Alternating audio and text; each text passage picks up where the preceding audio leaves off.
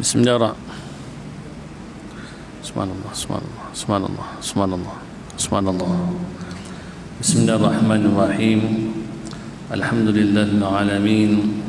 Wassalatu wassalamu ala asyrafil anbiya'i wal mursalin wa ala alihi wa sahbihi ajma'in. Allahumma ighfir warham wa tajawaz amma ta'lam innaka antal azizul akram. Rabbi shrah li sadri wa yassir li amri wa hlul 'uqdatam min lisani yafqahu qawli. Amma ba'd. Sambung balik pengajian kita, kitab Al-Ilzam Bab Rabbik. Lazimilah pintu Tuhanmu. Yang membawa makna lazimilah pintu Tuhanmu, lazimilah ibadat kepada Tuhanmu. Jadi ibadat itu merupakan pintu untuk bertemu dengan Allah Ta'ala. Pengajian yang lepas kita bicarakan mengenai ibadat itu terbagi kepada dua: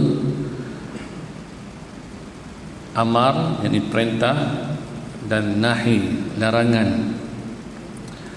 Perintah itu pula terbagi kepada dua: satu perintah zahir, kedua perintah batin. Begitu juga larangan, ada larangan zahir, ada larangan batin. Maka kedua-duanya ini perlulah kita menitik berat dan menunjungnya. Perintah pada zahir itu seperti solat, puasa, zakat, haji, itu maklum. Adapun perintah pada batinnya, kita diwajibkan untuk mentauhidkan Allah, tawakal pada Allah, redha pada Allah, bersangka baik pada Allah. Itu wajib, itu bukan sunat lagi tu. Wajib mengesahkan Allah dalam ibadat, wajib bersangka baik dengan Allah. Itu cuba lihatlah diri masing-masing tu. Adakah perlu keluhan dalam diri kita? Adakah perlu keluhan ada pada diri kita ketika mana kita diuji oleh Allah Ta'ala?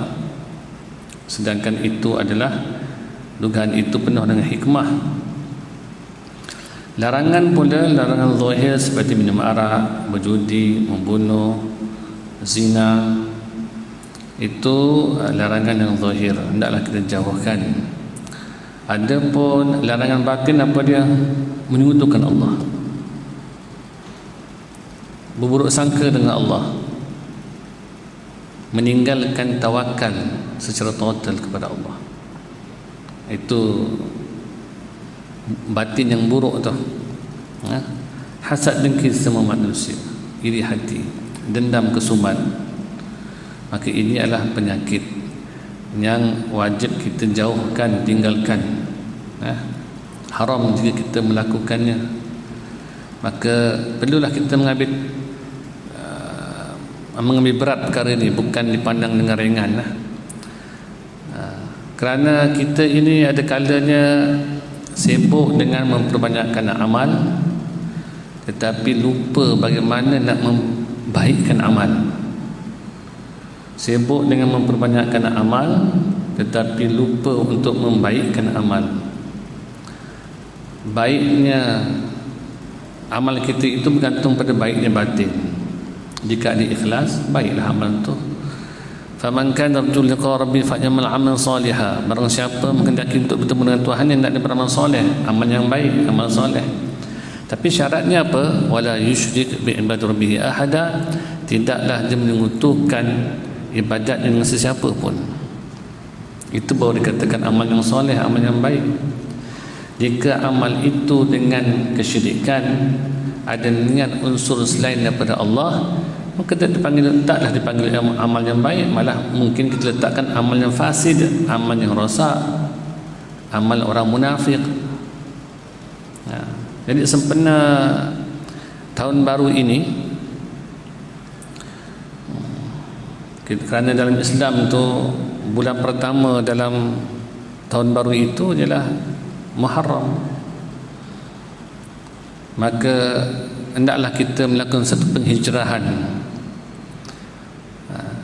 Batin berhijrah, maka baiklah zahirnya. Kalau batin tidak berhijrah, zahirnya kita ini, gerak-geri kita ini penuh dengan kepura-puraan dengan Allah Ta'ala. Kalau dulunya sebelum ini kita lupa, lalai, berpaling daripada Allah, bukan kata dalam maksiat dan mungkar, dalam ketaatan pun, ibadat pun hati berpaling daripada Allah, bertobat. Janganlah mengenangkan sejarah silam, mungkin pernah jadi gangster ataupun apa saja maksiat mungkar yang kita lakukan, itu yang kita bertobat. Hari-hari kita ini kalau beramal bukan untuk Allah, bertobat, itu syirik kan? Syirik ini berdosa ke tidak? Syirik ada dua, syirik jali, syirik khafi.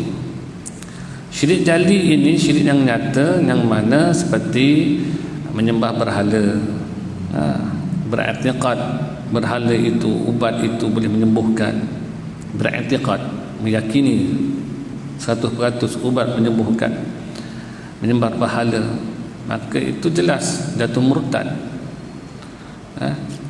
Itu kalau tak mengucap balik, tak ada makan Islam lagi.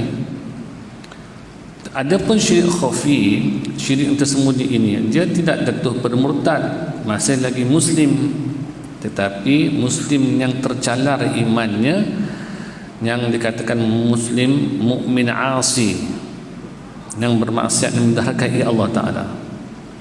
Jadi kita sewajarnya dalam usia kita yang makin di hujung senja ini, amat penting kita mengambil berat bagaimana amal kita ini bebas daripada syirik itu. Jangan sangka kita membawa amal yang banyak bertemu dengan Allah di akhirat kelak. Kemungkinan kita bawa hanyalah sekadar peti kosong bertemu dengan Allah, tidak ada apa pun, dikarenakan kita tidak mempeduli di dunia ini dalam membaikkan hati kita.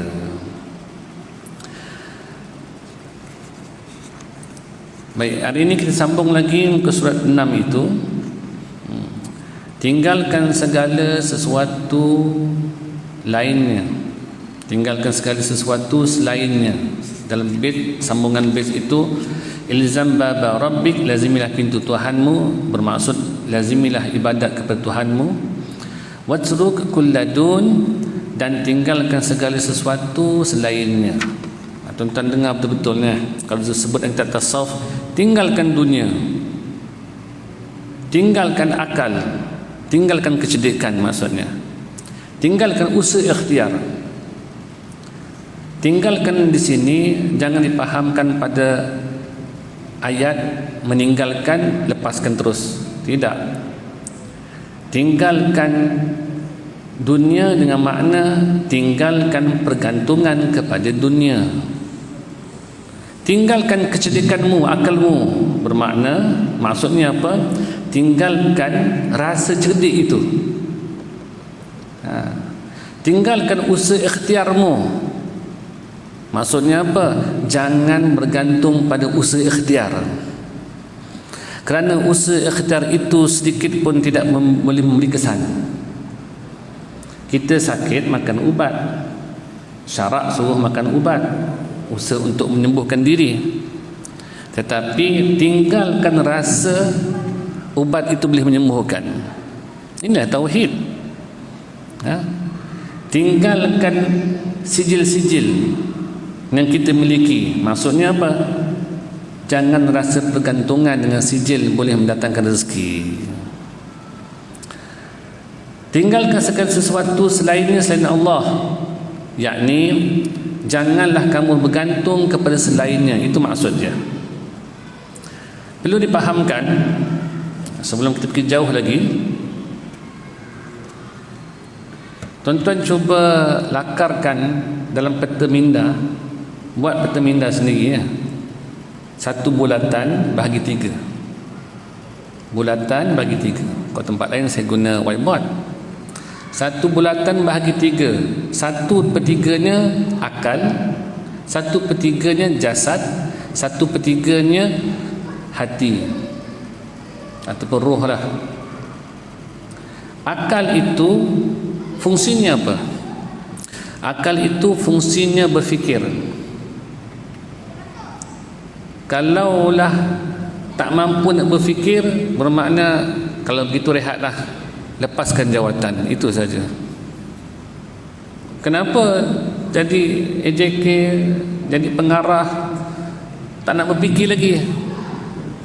Kita nak buat satu perkara mesti ada matlamat, ada visi, ada misi, ada objektifnya, nak tuju ke mana matlamatnya. Kalau tak nak fikir, dah lah, rehat-rehatlah ke rumah kalau begitu. Jasad fungsinya apa? Bergerak. Jasad kalau tak bergerak lagi, bernafas pun tidak, gerak pun tidak, letakkan saja di tanah perkuburan, selesai.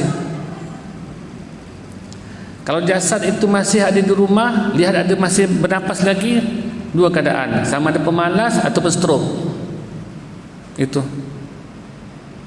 Kalau kita mempergunakan ideologi kita, tanpa ada tawakal, tanpa ada hati itu bertawakal pada Allah Ta'ala, maka itu dipanggil Mu'tazilah.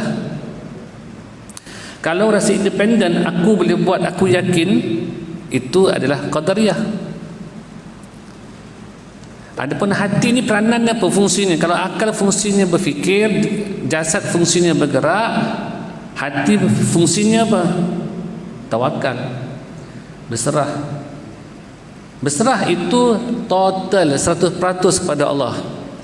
Tak ada suku-suku, tak ada baki suku, tak ada. Betulkan kefahaman kita. Malam ini cuba cabut dan buang jauh-jauh. Tawakal itu duduk diam. Tolong buang perkara ini. Tawakal itu bukan duduk diam. Yang duduk diam itu sama ada sudah bermustautin di tanah perkuburan. Kalau di rumah sama ada pemalas ataupun stroke. Itulah dia orang duduk diam.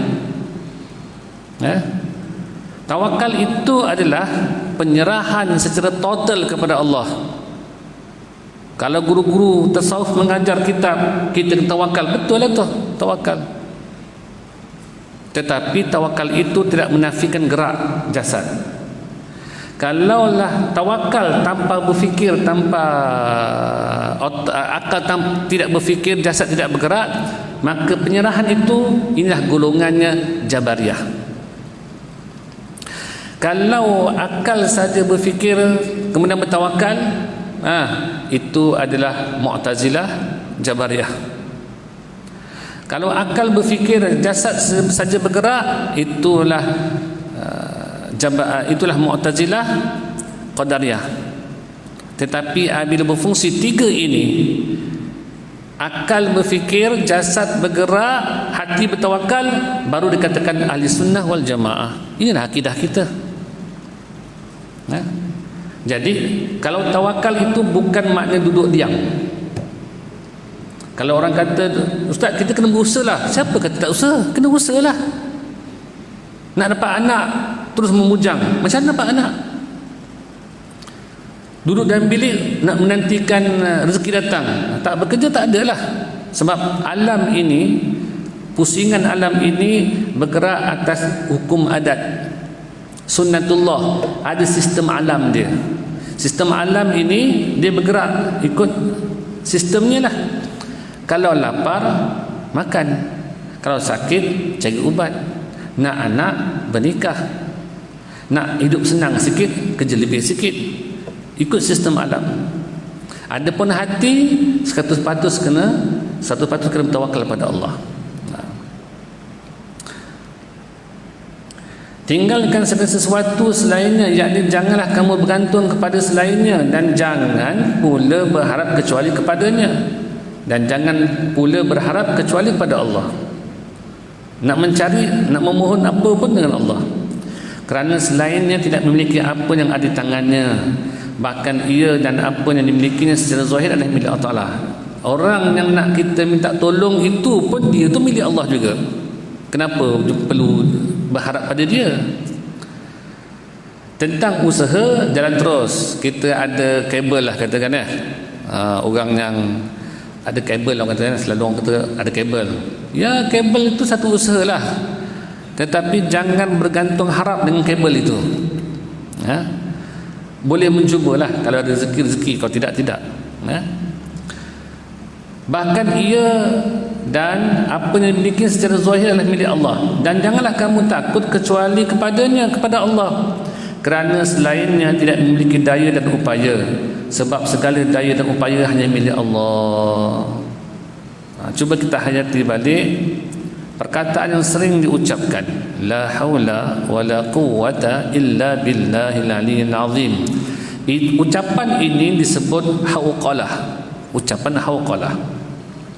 Kalau istighfar, astagfirullah, tasbih, subhanallah, tahmid, alhamdulillah, tahlil, la ilaha illallah, takbir, Allahu akbar, hauqalah, ucapannya la haula wala quwwata illa billah.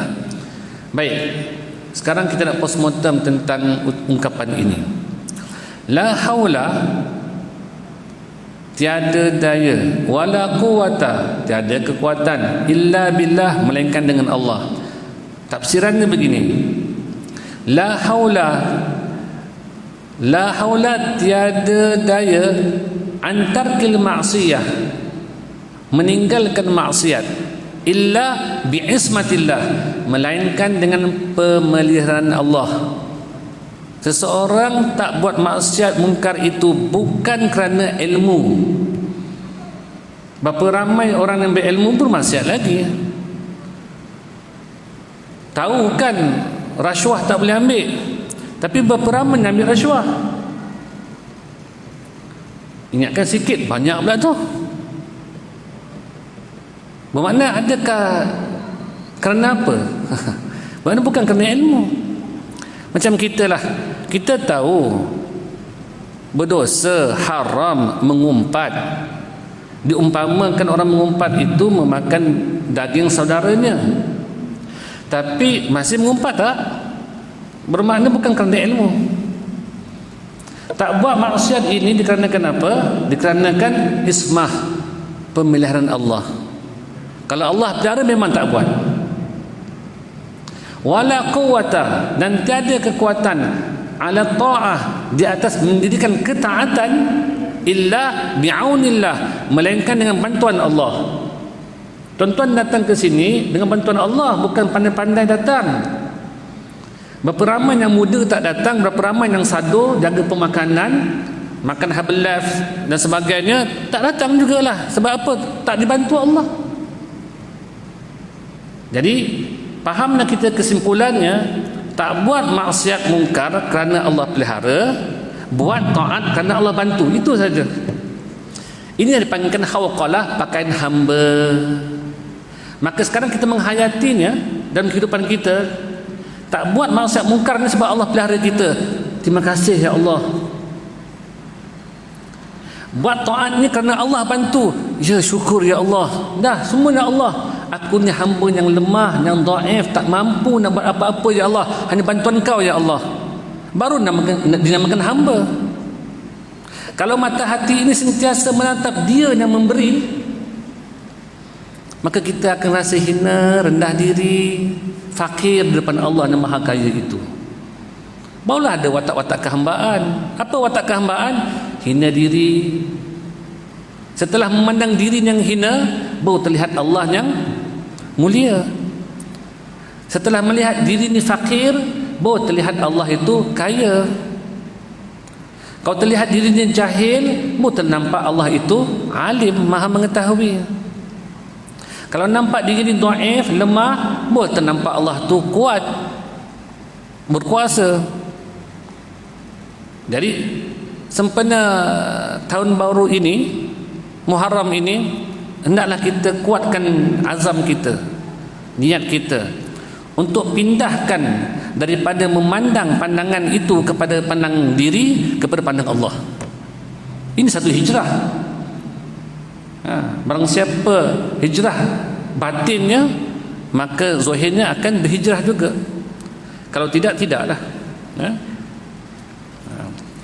Dan janganlah kamu takut kecuali kepadanya, kerana selainnya tidak memiliki daya dan upaya. Sebab segala daya dan upaya hanya milik Allah. Tiada apa-apa dalam semesta alam ini yang memiliki kesan positif ataupun negatif. Nak memberi mudarat pun tak ada, nak memberi keuntungan manfaat pun tidak, melainkan dengan izin Allah. Dia hakikatnya Allah lah, siapa lagi? Cuba tuan-tuan buka lagi minda, tuan-tuan lakarkan dengan ilusi lah. Maklumlah, tuan-tuan pun buku hari tu dah diedar pun tak tahu ke mana, nota pun tak bawa, tulis dah lama tak pegang pen nak menulis. Memang begitulah kelemahan kita. Apa pun cuba lakarkan dalam minda kita ini, buat kolom bagi 3.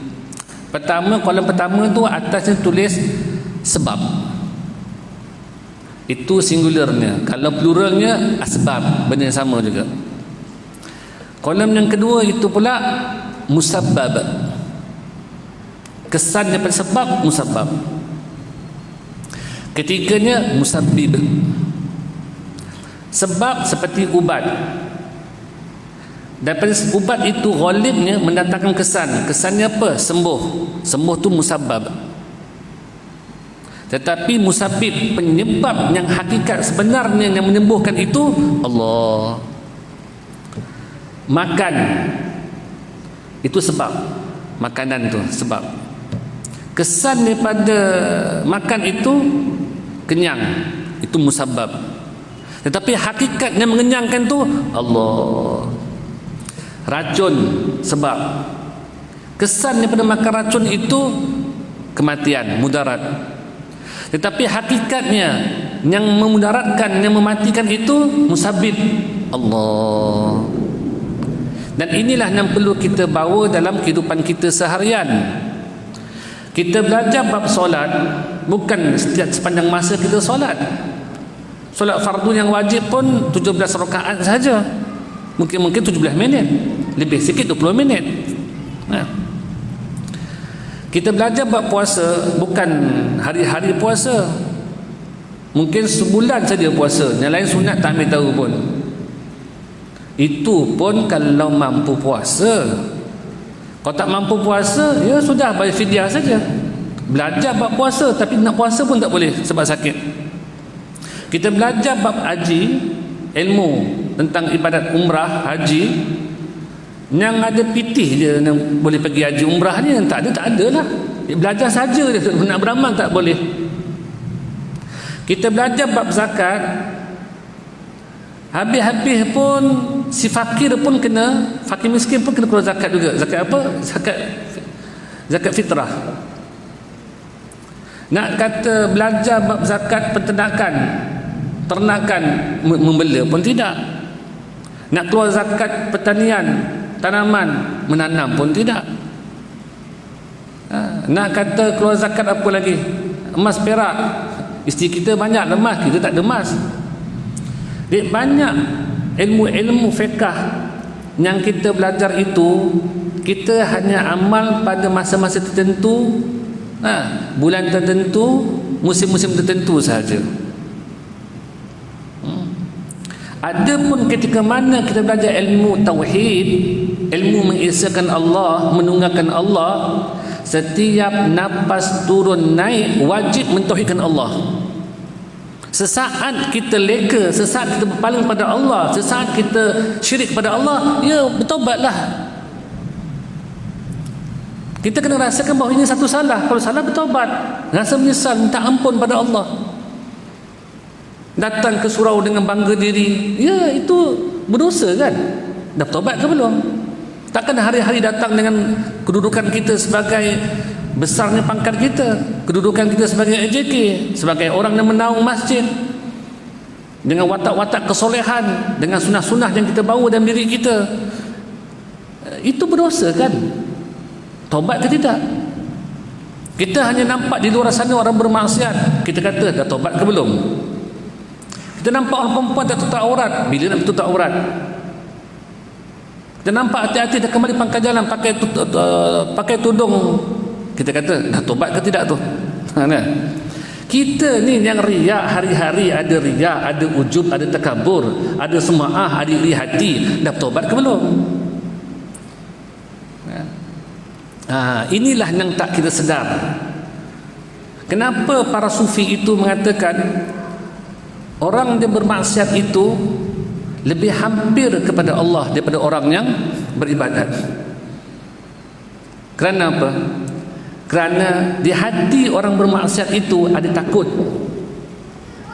ada rasa hina diri, ada rasa kotor diri dia, rasa bersalah, rasa hancur, remuk hati kepada Allah Ta'ala. Ini dia lebih rapat hubungan dengan Allah berbanding dengan orang yang ke surau, ke masjid dengan pakaian sunnahnya, dengan ilmunya, dengan kewarakannya, dengan sedekahnya. Sedekah dan tidak ada rasa takut, semayang tidak ada rasa hina diri, membaca Quran tidak ada perasaan gentar dengan Allah. Tapi orang bermaksiat hancur remuk hati dia, takut, ibadat banyak yang belum diqadakkan, dosa aku dengan manusia, dosa aku dengan ibu bapa, macam-macam dosa yang diingat. Manakah yang lebih hampir dengan Allah Ta'ala? Sebab itulah dalam kitab tasawuf itu menyebutkan berapa ramai orang yang menjadi mulia di sisi Allah dikarenakan sejarah yang silam. Dan banyak kisah para wali Allah itu, wali Allah kisahnya dulu bermasalah pada zaman silamnya. Seperti mana seorang tokoh wali perempuan, Rabi'atul Adawiyah, bukan daripada golongan yang baik asalnya itu, tetapi bertukar hidupnya hingga menjadi wali perempuan, wali Allah. Jadi kita bicara tasawuf ini, bagaimana nak menceritakan tentang hal peribadi dalaman kita ini. Yang kurang kita mengambil berat tentang membaikkan dalam ini. Kaedahnya begini ya, setiap amalan yang diterima Allah pastinya sah. Mana mungkin Allah terima amalan yang dah batal? Setiap amalan yang diterima Allah pastinya sah, tetapi bukan setiap amalan yang sah itu diterima Allah. Solat sah, syarat rukun cukup, wuduk cukup, tutup aurat ya, pakaian, badan dan tempat sujud kita bebas suci daripada najis, menghadap kiblat dengan sempurna, sah. Tetapi belum tentu diterima Allah. Ya. Kita haji umrah cukup syarat dia, cukup rukunnya, banyak perkara sunat kita jaga, menjaga pantang larang dalam ketika mana kita dalam keadaan ihram, dia cukup sah. Tapi belum tentu Allah terima. Dan ulama sering bercerita, malah disebut dalam mana-mana kitab sekalipun, ciri-ciri ibadat terima tu ada. Ada seorang itu pulang daripada haji berubah perangainya, itu tanda-tanda haji umrahnya qabul, makbul. Daripada itu kiaslah kita, seseorang yang melepasi bulan Ramadan perangainya berubah, masuk Syawal berubah perangai dia, sampailah Muharram ini berubah, bermakna itu tandanya ibadat puasa dan qiyamul lailnya, tarawihnya, sedekahnya pada bulan Ramadan itu diterima, qabul. Itu ciri-ciri yang boleh dibacalah, ya. Begitu juga kita ini, tanda seorang itu duduk belajar, bertambah ilmu, perangainya berubah. Itu tandanya ilmunya itu, pengajiannya itu diterima Allah, qabul. Ini bergantung pada niat. Innamal a'malu binniyat. Hanya seamal itu tidak lain dan tak bukan halal dengan niat. Jadi tuan-tuan duduk dalam majlis ini, semayang, bangun malam, bersedekah, betulkan mata hati kita hanya menatap Allah semata-mata. Wajjahtu wajhiya lillazi fatara samawati wal ard. Ku hadapkan wajahku, wajah yang mana? Ni, sini tempatnya. Kita bila berbual dengan seseorang, berkata-kata dengan seseorang, tertentu wajah kita ni menatap wajahnya. Maksudnya apa? Menghalakan wajah kita kepada wajah orang yang kita bercakap. Begitu juga wajah sini, muka di sini, nak menghala ke mana? fatiris samawati wal ard, kepada pencipta langit dan bumi, yakni Allah Subhanahu wa taala. Wa ma hum bidarrin bihi min ahadin illa biidznillah. Padahal mereka tidak akan dapat sama sekali memberi manfaat ataupun membahayakan dengan sihir itu seorang pun melainkan dengan izin Allah. Jangan salahkan sihir. Maksudnya jangan beriktikad dengan sihir yang boleh membinasakan kita, memudaratkan kita. Kiaskanlah daripada ini. Bermakna sihir tidak boleh memudaratkan, USA tidak boleh memudaratkan, corona tidak boleh memudaratkan, vaksin tidak boleh membaikkan, memberi manfaat. Tak adalah. Sebab baik ataupun buruk, manfaat ataupun mudarat, semuanya atas keputusan Allah Ta'ala, atas keputusan, kehendak dan kuasa Allah Ta'ala. Dan Rasulullah SAW bersabda, wa'lam annal ummata law ijtama'at ala an yanfa'uka bi syai'in lam yanfa'uka illa bi syai' qad kataballahu laka wa law ijtama'u ala an yadurruka bi syai' lam yadurruka illa bi syai' qad kataballahu 'alaika rufi'atil aqlam wa jaffatil suhuf. Ketahuilah, sesungguhnya jika umat manusia berkumpul untuk mendatangkan manfaat, yakni kebaikan, kepadamu dengan sesuatu, mereka tidak akan dapat memberikan manfaat sedikit pun kepadamu kecuali apa yang telah Allah tetapkan bagimu. Dan jika mereka berkumpul untuk mencelakakanmu dengan sesuatu, nescaya mereka tidak akan dapat mencelakakanmu sedikit pun kecuali dengan apa yang telah Allah tetapkan bagimu. Pena telah diangkat dan lembaran telah kering. Apa maksudnya pena dah diangkat? Pena dah diangkat bermakna dah diangkat, dah tak tulis apa-apa lagi tu. Kita kalau pen tu dah masuk ke kepala, dah sarung kan, simpanlah. Ini pena dah diangkat, yang dah tertulis pun dah kering, nak padam lagi dah tak boleh dah. Nak ceritakan bahawa semua yang berlaku itu telah pun tertulis, takdir dah tetap. Kalau dah kata jodohnya isteri dua, takkan terpadam dua tu. Dah memang dua tu nanti. Senyap-senyap dua. Senyap-senyap dua.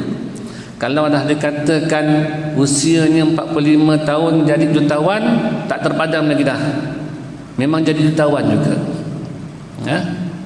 Kalau dah kata anaknya ramai, 12 orang, 13 orang, itu tak terpadam dah tu. Semuanya sudah siap. Pernah dalam satu riwayat, walaupun hadis itu dhaif, tapi kita ambil satu pengajaran. Pernah satu ketika Nabi bertemu dengan iblis. Nabi berkata, hendak tak aku rekomenkan untuk engkau supaya engkau diampunkan Allah. Cuba lihat,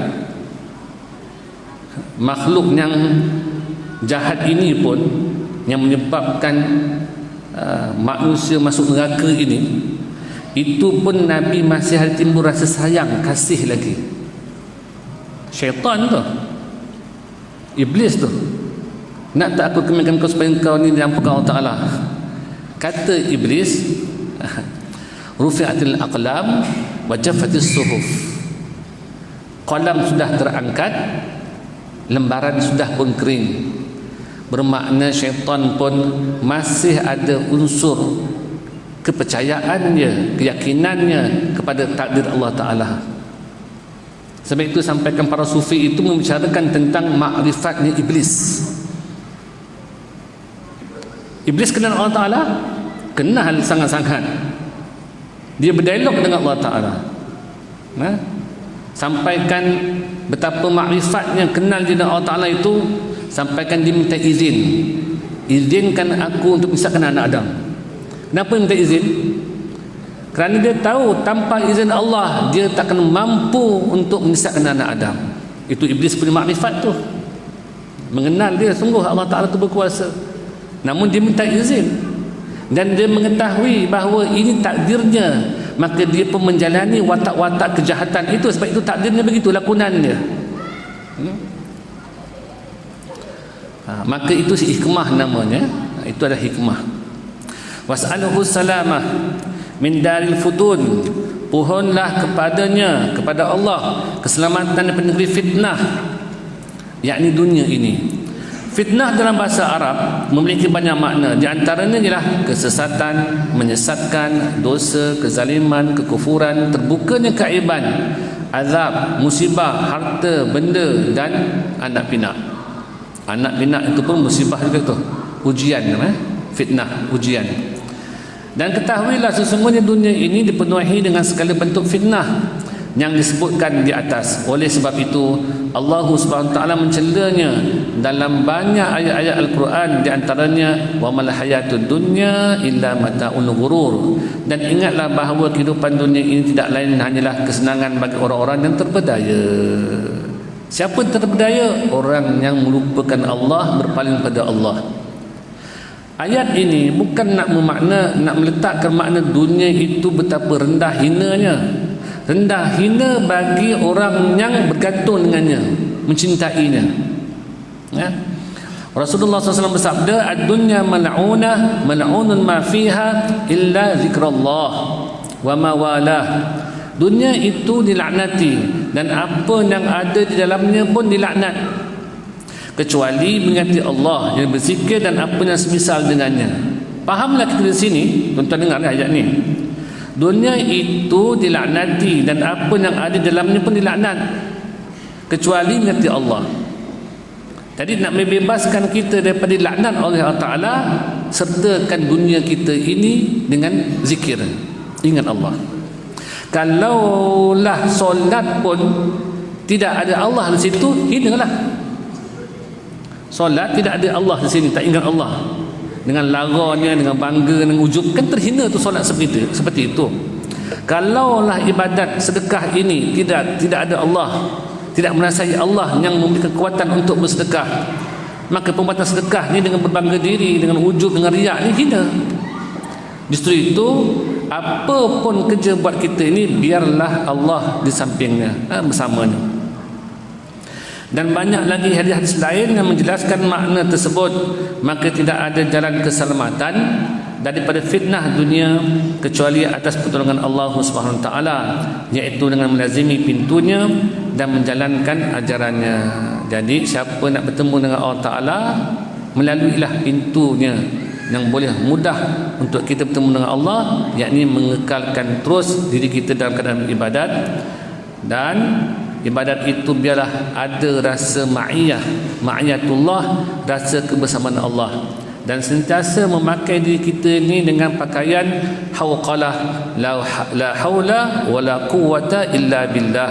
Tiada daya untuk meninggalkan maksiat melainkan dengan pemeliharaan Allah, dan tiada kekuatan untuk membuatkan ketaatan, untuk mendirikan ketaatan melainkan dengan bantuan Allah.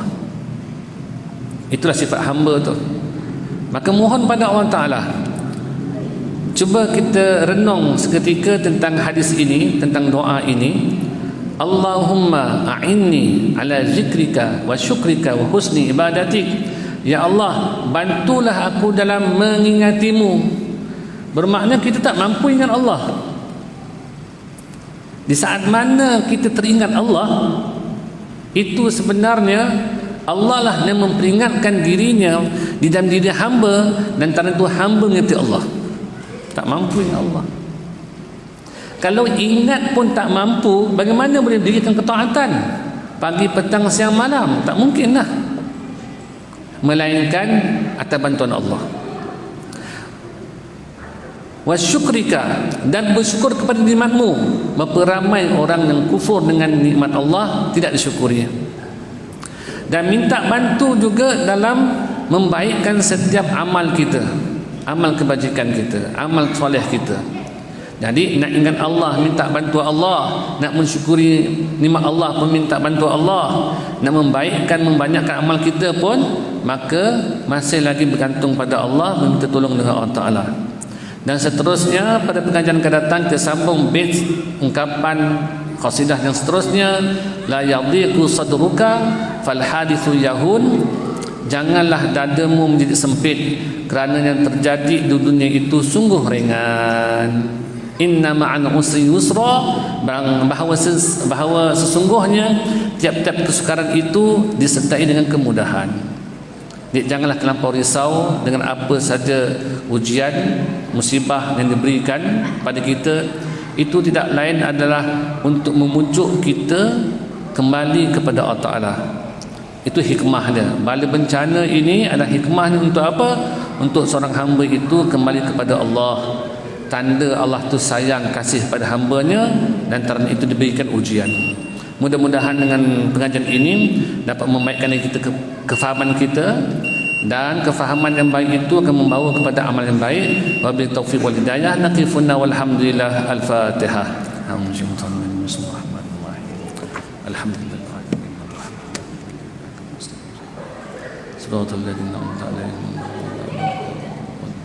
Assalamualaikum warahmatullahi wabarakatuh.